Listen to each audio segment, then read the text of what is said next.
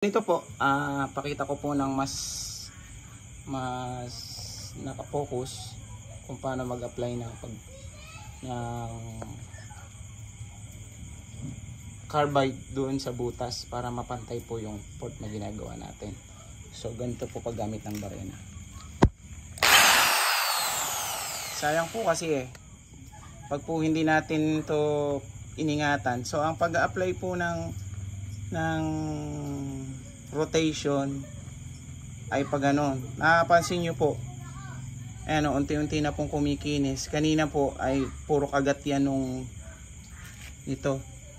Makikita nyo yung traces ng kagat nito. So inunti-unti ko na pong i-port ng balance paikot, kaya medyo kuminis na. So mamaya po, pag nakuha na natin halos yung saktong butas, lilihahin po natin ang pino para makinis po talaga yung sink.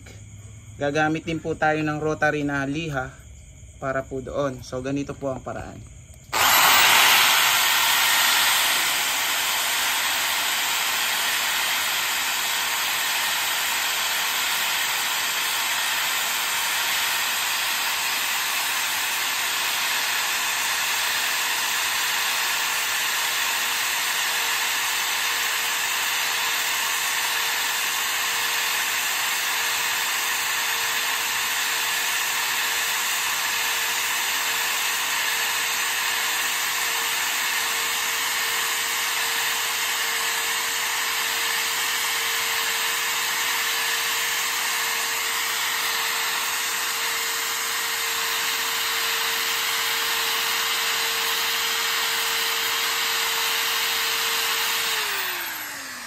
So paalala po, yung pong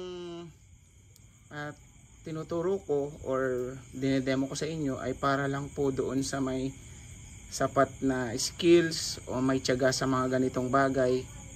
Hindi ko po ito nare-recommenda na gawin ng walang idea sa makina at sa motor, yung walang hilig po. Ito po ay ginagawa ko para po doon sa mayroong mga hilig sa pagkakalutkot ng kanilang motor.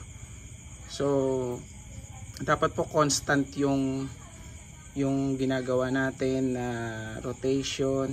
Dapat po matyaga tayo.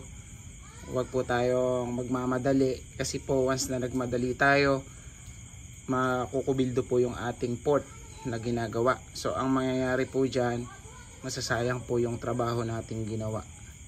So yun po, para po perfect po yung magawa natin, o hindi man perfect ay satisfactory para sa atin at mailalapat natin yung pyesa na gusto nating ikabit. So yun po. So follow up ko na lang po kayo or update ko kayo sa mga susunod na video. Salamat po.